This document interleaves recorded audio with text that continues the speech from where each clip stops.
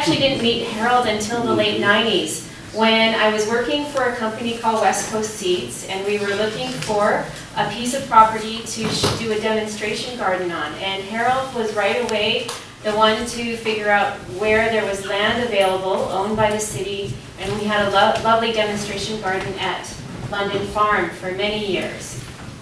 And then I didn't actually get to see Harold in action on City Council until an issue called the Garden City Lands came up.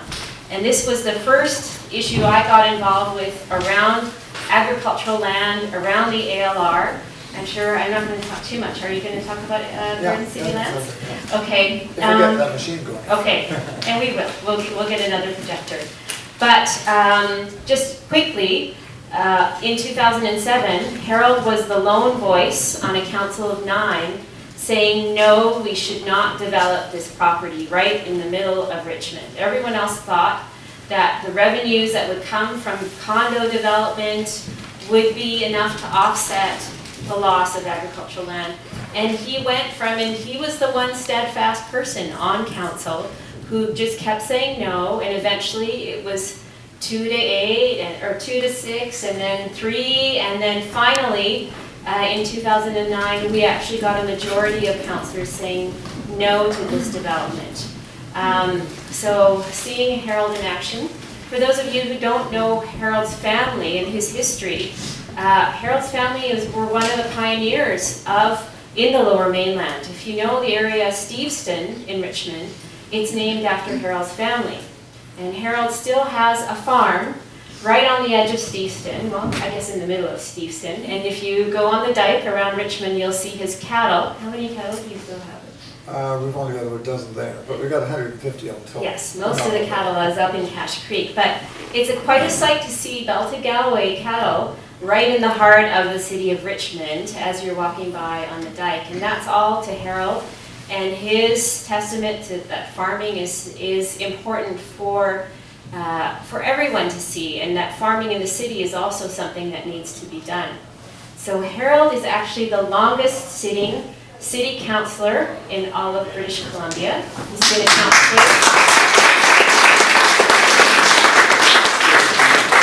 a councillor for 43 years, I just overheard.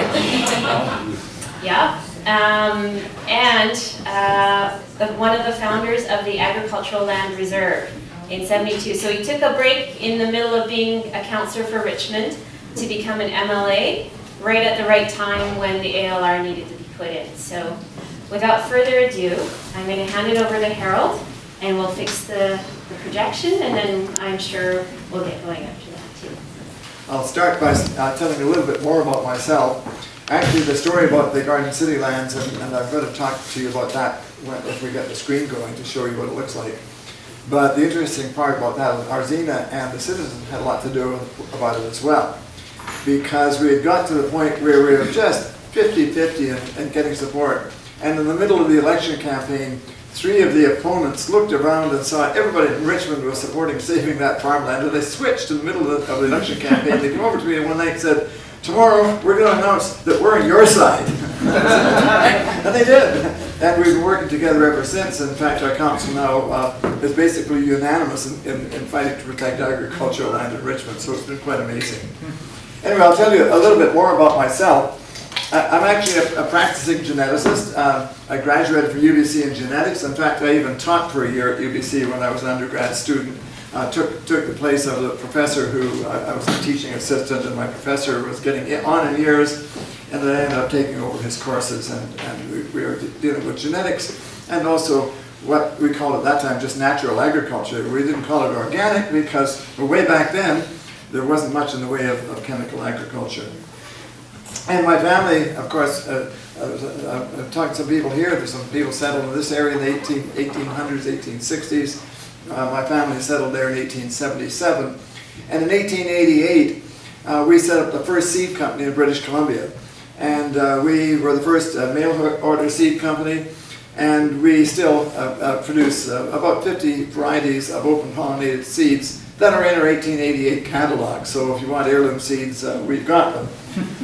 We don't sell in the commercial market. We generally just sell at Seedy Saturdays because mostly we provide seed to heritage farms and heritage gardens through the Seed Savers Exchange and Seeds of Diversity, which is an organization in Canada. The Seed Savers Exchange is worldwide, but it's in the United States. How we got there is interesting, and it's a lot to do with actually saving farmland, I guess, as well. But we had campaigned to save agricultural land. When I was a university student, a number of things happened all at the same time. I was teaching this course with an ailing professor, and in fact he dropped out 2/3 of the year, and I ended up finishing off his course that year, the year I graduated. And it was basically teaching organic agriculture and standard genetics as we knew it at the time. And so I expected to go farming. We had a dairy farm. My grandfather imported the first Holstein cattle to Western Canada, all the way from Holland, to get the genetics that would produce high-producing dairy cattle. You didn't have GMOs in those days. In fact, you didn't have AI, so you couldn't bring the semen. So you sent right over to Holland, and you bought the cows over there and shipped them over to New York and brought them all across the United States by rail. And so we had the #1 dairy herd in British Columbia for about 20 or 30 or 40 years. In fact, one of the cows set a world record around 1912, and it was still a Canadian record up until about 1958. And when we quit dairy farming, I was milking as a youth. We had one cow that gave 10 gallons of milk a day, and that's simply because of what we did at the time was what we call line breeding. For anybody that knows genetics, if you do slightly inbreeding, if you got a male of a family and a female of a family, and they're high producing for milk production, you mate them together and you develop this line of high producing animals. There's some risk. And that's why most people don't do line breeding or inbreeding, simply because if you're not good at it, you can get some pretty poor animals from your livestock as well. But my grandfather was an expert at it. It's been in our family for generations, and we have beef cattle today, and we're still line breeding to improve the beef breed. So I guess the message I have today is that you don't need GMOs. We know how to improve crops without genetically modifying them. But I'm getting ahead of myself, because what happened next in 1959, when I was graduating, was the local city council decided that they wanted to make Richmond a city. And they rezoned half of Richmond one night of council, 12,000 acres of farmland. They never told anybody, they just did it. And probably they did that in 1956. We didn't find out until 1958 or 59. My father went in to get a building permit to build a new dairy, because we were converting from milk cans to bulk tanks for the milk company, and they wouldn't give him a permit. He said, well, why can't I get a building permit to build a dairy? I'm a farmer. There was, where we are in Steveston, you could watch the planes land at the airport. There was only one house within about 5 or 6 miles north of us. And they said, oh, well, you're zoned residential. And I phoned the city hall myself and said, what's this on? Well, what's residential? And they said, oh, we regret to inform you, but your farm is now going to be a city, and you can't get building permits to carry on. So we ended up losing our dairy quota. They couldn't pick up the milk because we didn't have a bulk tank. And we had these incredible cows giving 100 pounds of milk a day, and basically we sold the herd off, and we went into beef production. So now we're cattle ranchers, and we're back to line breeding again to try and improve the breed. And we use, in fact, I wrote my graduating thesis on crossbreeding in livestock, hybridization. And so we improved the breed. We raise belted Galloways right now, and we're improving the Galloway breed.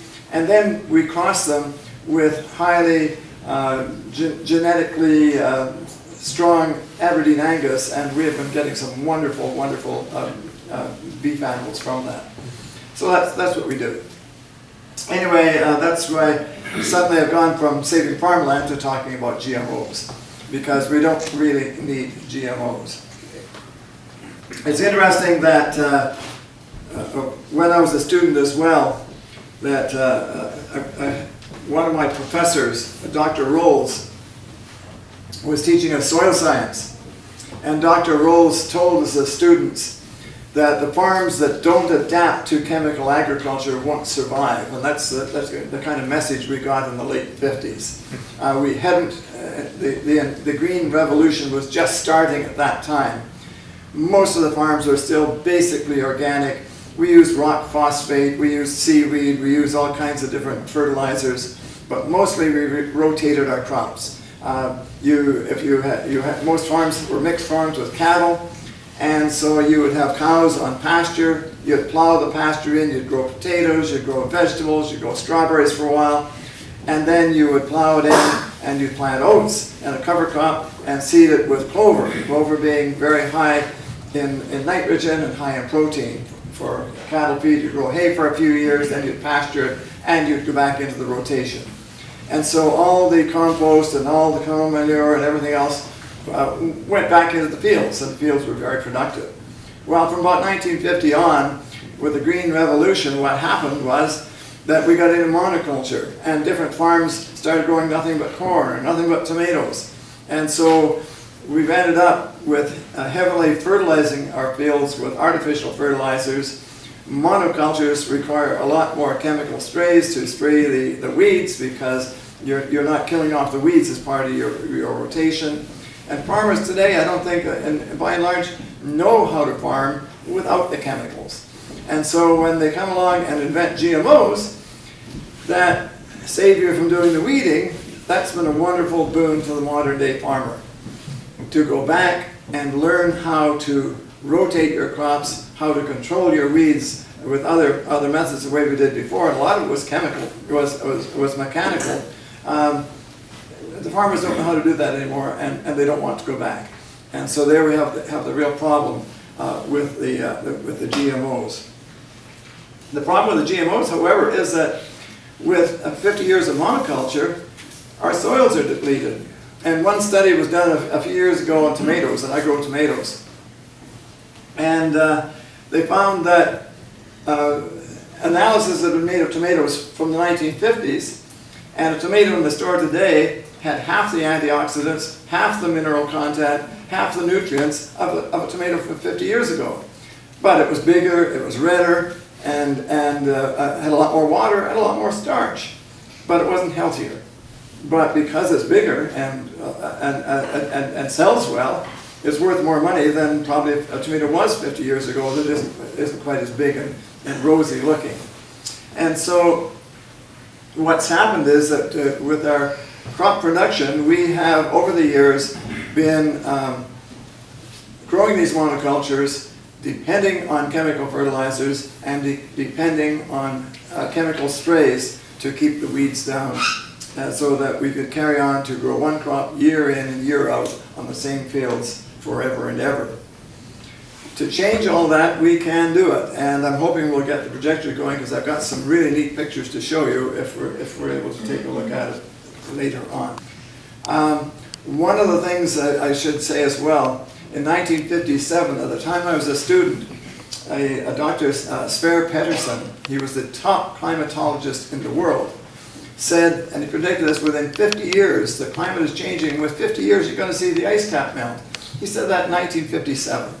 So we knew back in the 50s the climate was changing. We didn't know why. We thought it was sunspots, but we knew the climate was changing. We knew the population was growing, and we were trying to feed the world with a growing population by using chemical fertilizers, and eventually it led to the GMOs. At the same time, we decided that our farmland was expendable because we could trade around the world and bring our food from other countries. And so we saw the farmland going.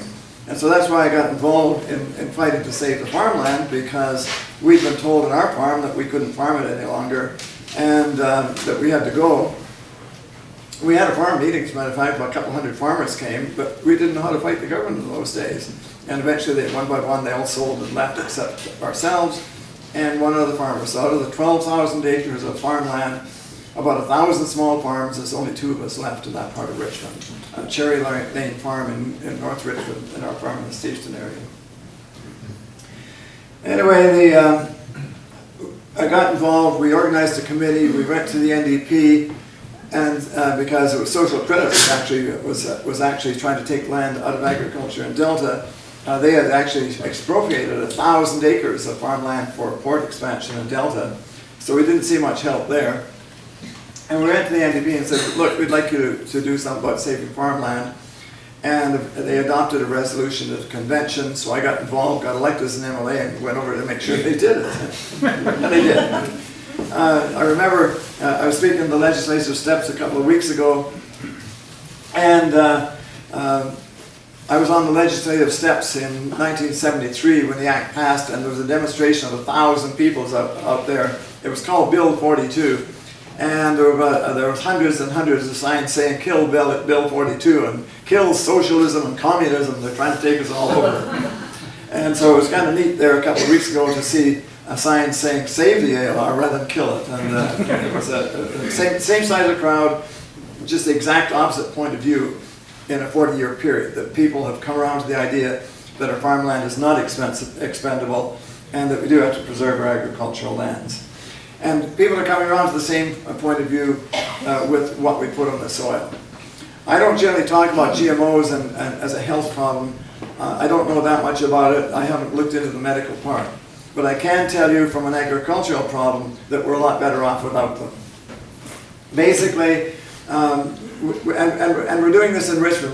Our senior may have mentioned some of the things we're doing in Richmond. One of the things that we did, I think it was 2009, was that we passed a resolution in Richmond Council banning the use of cosmetic herbicides and pesticides in the residential area of Richmond, not in the agricultural area, but in the 12,000 acres of houses. And the idea being that these chemicals are getting into our water system, they're getting into the soil, they're going everywhere, but there was a little more of a secret motive behind that, which I'll tell you in a minute. Then in 2012, we adopted a resolution opposing GMOs. And that was an interesting debate as well, because we drafted the resolution in one of our committee meetings, and approved, I think it was Parks Committee, I guess, which I chair, and it was approved by committee. It was to go to council the following Monday. And our city staff got a phone call from Alberta. It was an outfit called Crop Life, which is a branch of Monsanto. And they told our staff, well, when are you meeting to discuss this resolution on GMOs? And they said, well, next Monday. They said, good, we're coming over we're going to fly out to BC to explain the error of the council's ways if they adopt this. Now, my council, some of them didn't know too much about it. But when I told Mayor Brody before the meeting, I said, you know, Monsanto's coming to explain to you the error of your ways. He said, who the hell's Monsanto? and he hung right in there and basically told them the same thing.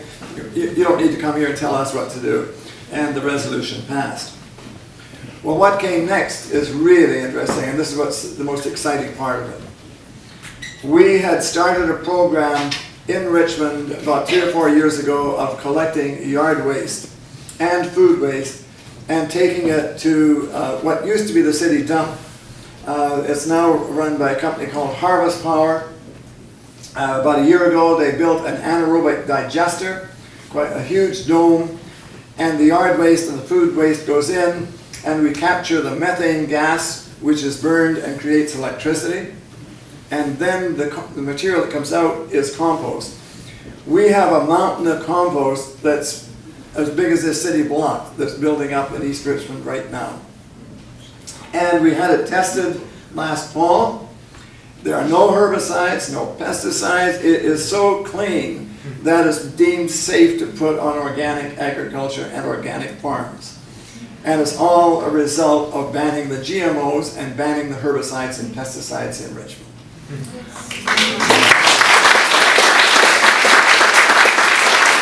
So what we're starting this spring, one of the biggest farmers, Bill Zylands, who farms 340 acres of vegetable farm in Richmond.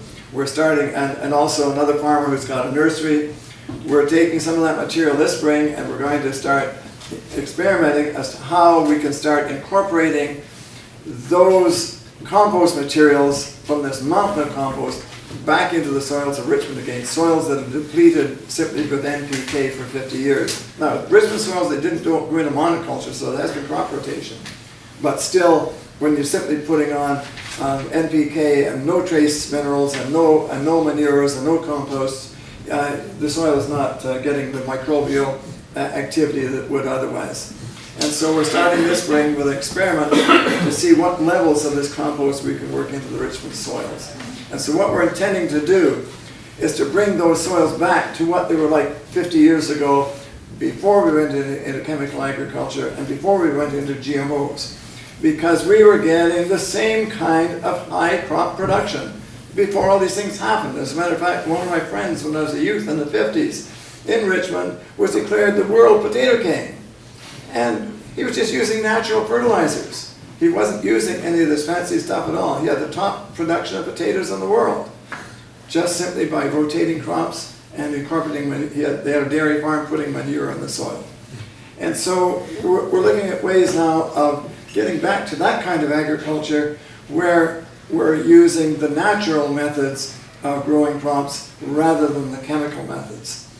The problem with GMOs is once you're hooked in GMOs, you're hooked in chemicals. And what we see is that chemicals are not the way to feed the world. Organics and compost and manures and returning all those materials to the soil is the way to feed the world. It's the way we fed the world for millennia before, and we can do it again. The other thing that we're doing, and I would love to show you the pictures of it. The other thing we're doing is that about 2006, we had some visitors from the United Nations came to Richmond. And they had heard about the Agricultural Land Reserve. In fact, one of the persons was from Beijing. And he said when the NDP government in 73 had brought in the Agricultural Land Reserve, he had tried to convince the authorities in China that they should save farmland as well. And he said they wouldn't pay any attention to him. However, they're starting to pay attention now. It's almost too late with all the smog they've got in China. But anyway, the delegation came and met with us. They said, we have heard all about the Agricultural Land Reserve. We know that you have saved the farmland, and it's the one place in the world where this has happened. We know you've got farmland right in the middle of the city. And we would like to endorse a program, if you would do it, to set up a farm school under the support of the United Nations to develop urban agriculture so that young people can get back to the soil and get back into farming again. Because from the Food and Agricultural Organization of the United Nations point of view, the way to feed the world is not with factory farms, but with everybody going back to growing a garden again. And for those of us who are old enough, and I'd show you this picture as well, but it was showing, I brought a picture along tonight taken in 1943 or 4 of myself about that high, and my dad and my grandfather and a horse. And they were digging a victory garden with a horse and plow. And they took that horse after they did our victory garden, and all the roadsides in the Steveston area, they plowed the roadsides in front of the houses beside the roads, and everyone went out and planted their gardens. And in World War II, we grew 42% of our food in victory gardens. And what the UN officials were saying is that's probably what we're going to have to do again. And it's about time we started learning again how to grow small crop gardening, how highly intensified gardening. Because those of you that are gardeners know that you don't just simply plow a field and put rows and rows of seed. You're into raised beds, you're into biodynamic agriculture, you're into improving the soil in major ways that you can get 2 or 3 crops a year per bed, even in this climate. And so that's the way we're going to feed the world. But a lot of people are going to be doing it. Not just a few farmers, but a lot of farmers. In fact, what's happening is a lot of young people are deciding to be farmers. So what the United Nations group said, if you set up a farm school, we will endorse it. And what we'd like to do is work with the university, set up a university degree, and start teaching young people how to farm. So we forged a partnership with Kwantlen University, Kwantlen Polytechnic, and we had previously had a big battle over an area called Terra Nova in Richmond. And it's 200 or 300 acres of land. The previous council years back had rezoned it. We had a big political battle, It got half built on, the council was thrown out. The group that got in stopped the development from going ahead. We had a public vote, believe it or not, a referendum, and the public voted $26 million to buy the land, and it's now the heart of the farm school. The farm school started in 2010, and young people take courses at that site and other sites in Richmond. However, they don't have land to farm. And so what we have done is we have acquired other parcels of land as well. And they were able to lease from the city half-acre plots of what we're calling incubator farms.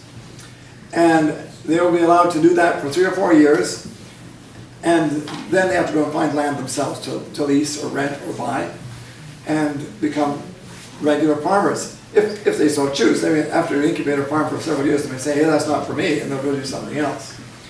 But that's what we're doing.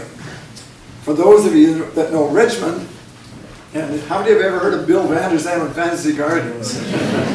Well, Richmond now owns the part of Fantasy Gardens that was still in the agricultural land reserves. It's no longer a fantasy, it's called the Gardens. And that's where we're putting in the farm school incubator farms for the young people. And we have just finished the park plan last year, and we're opening that area up this year to allotment gardens and incubator farms. The other things that we're doing as well at the Terra Nova farm is that we have a school garden. I developed a chef, Ian Lai, started one with one of the schools several years ago. When the school has a garden there, they've had 500 children over the last 3 or 4 years grow gardens in this city park. We also have a sharing farm, and this is a bit of a problem. The sharing farm is a group of volunteers that have part of the city park for a garden to grow food for the food bank. And some people would wonder, well, Richmond's a very wealthy community, why do you need a food bank? Well, it's ironic, but we are one of the highest areas in the lower mainland with children that don't get enough to eat. We have a very high income group that makes up about 80% of the population, and then we've got a low income group that makes up about 20% of the population. The price of food right now is going up. A sharing farm came to Richmond last week to Richmond Council and said, you know, we need $30,000 to increase the amount of land this year because we have so many people that can't afford food. We haven't been able to find that money yet, but that's the kind of thing that we're doing. The other thing I wanted to talk to you about, pardon me, I'm asthmatic and I lose my voice every once in a while. The other thing I wanted to talk to you about is the programs that we have in the rest of the region. And I'm the vice chair of planning and agriculture for Metro Vancouver. And we had an agriculture committee for 6 years, and this last year it's combined in with planning.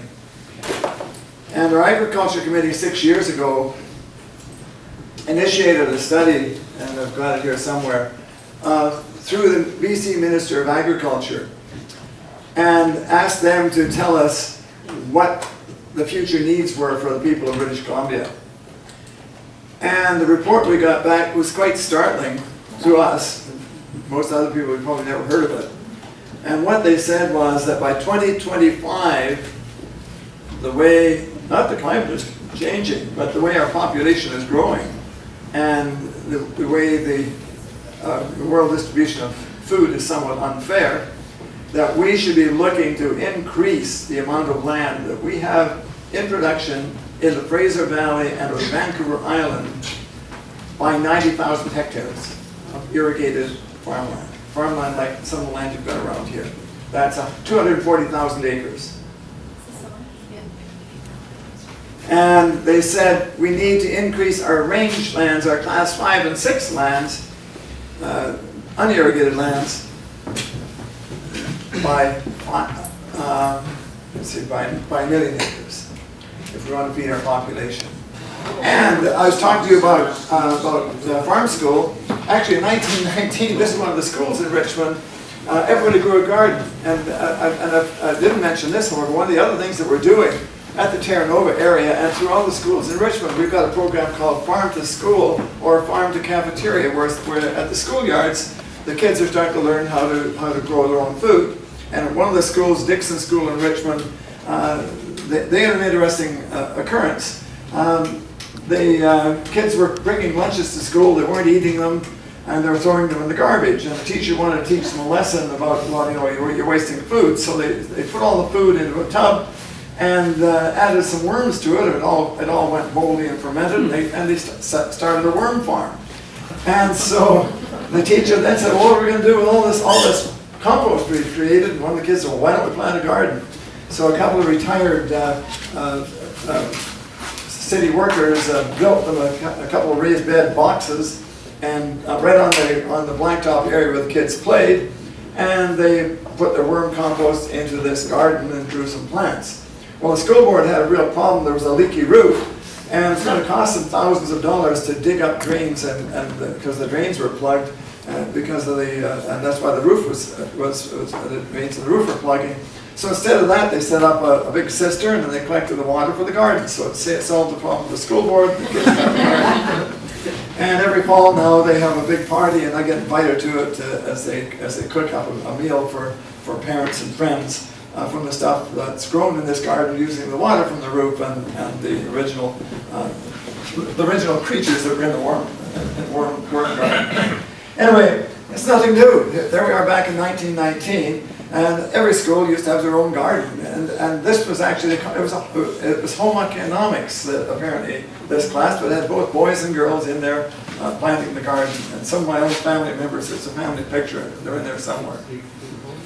And this one I was telling you about 1944, the little guy's my brother, and I'm the next size up, then my dad, my grandfather, and my uncle's horse, and we're putting in this victory garden. And as I said, they plowed the boulevards, and everybody in town went out and planted their garden. Well, this is what Richmond looked like in 1956 when it was rezoned, and that's really what I wanted to show you. You see a hodgepodge of little farms, hundreds of farms, different colors because of different crops. And they would rotate those crops. Some of them are one farm with several different crops, some are just individual farms. When those farms disappeared, then we lost the critical mass to support the processors. We had Empress Jam, produced jam from strawberries and blackberries and the berries that we grew on those farms. Nally's had a pickle plant in the area, and one of my friend's parents had a 5-acre field that they had a contract for growing Nally's pickles. Royal City Canners in New Westminster canned pears and fruit and vegetables. But it was the small farms, not the big dairy farms, that were producing all the fruit and vegetables. And those are the ones that got rezoned. And when they left, the processors left. And so we're now in a situation where we don't have processors, so everything goes to the United States for processing. And we're trying to get the processors back. Okay, I just went too far ahead. Anyway, I think I mentioned what was there. This is what happened by 1968. This is what it looked like. That's our farm, like that. We're still there. So that's, but you can see we're surrounded. And when Arzina talked about the dike, that's the dike as foreshore marshes out in front.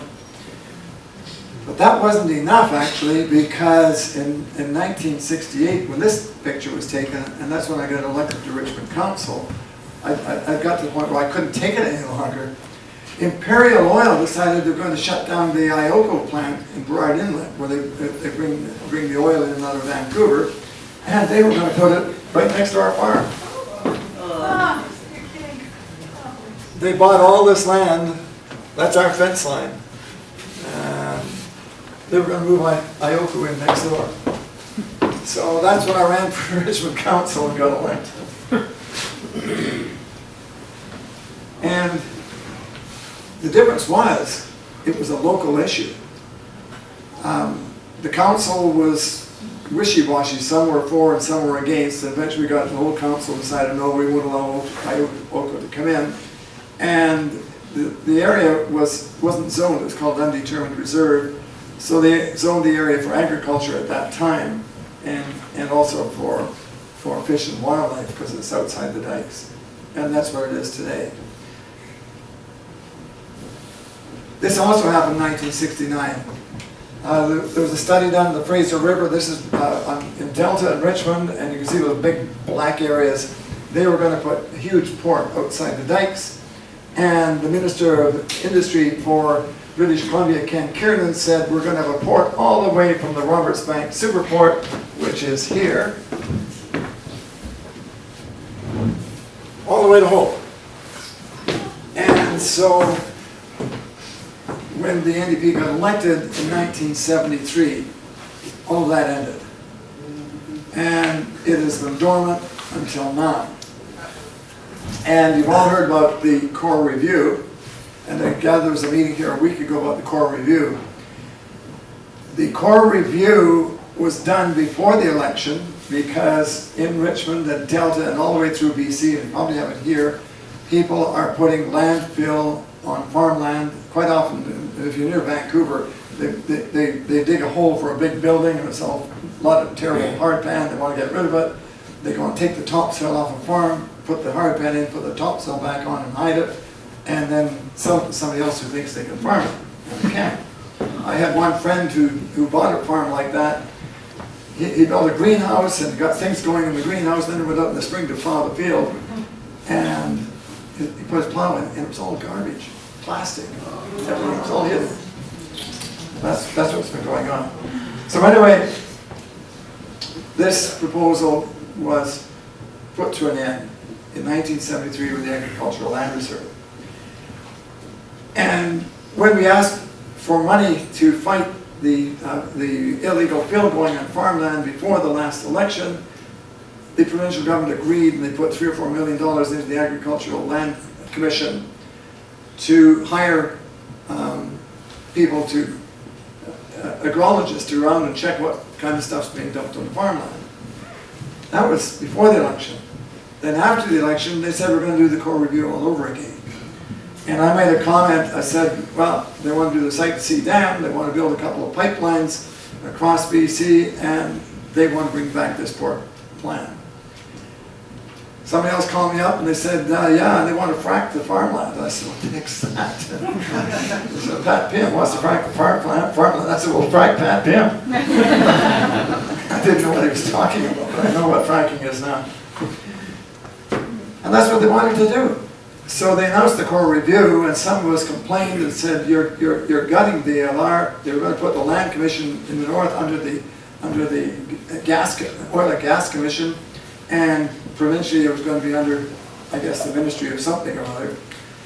They backed down. They said the Land Commission will remain independent. However, we're simply taking the north out of the commission. Site C will have nothing to do with the Land Commission. We'll just flood 30,000 acres of best farmland in BC. And a lot of people aren't aware of it because Site C is a long ways away. But it's 30,000 acres. 16,000 acres are class 1 to 3 farmland, just the same as the best class 1 to 3 farmland down here at the coast. And yeah, they have cold winters up there, but they have wonderful summers. They get great crop production. And that probably may be the future breadbasket if it isn't flooded. But that wasn't enough.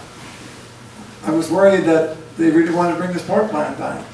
And nobody said anything about it until last Friday. And Robin Sylvester, actually last Thursday, spoke to the Delta Chamber of Commerce. Fortunately, there was a reporter there and reported it. And he said to the Delta Chamber of Commerce that he, as head of the port, was asking the BC government to set up an industrial land reserve to put all of this farmland into the industrial land reserve for port expansion. So that's, you haven't heard that because the only person that's reported is Jeff Nagel in the Surrey Leader. Google that and you'll find that story. You'll not only that, he even put a tape of Sylvester talking to them of how derisive this fellow was in terms of dealing with farmland. Basically, what he says is that you don't need farmland, you can't grow enough food in British Columbia, therefore you don't need to grow food in British Columbia. We will develop the farmland for industry, for the gateway to the rest of Canada, and we'll import all the food you need.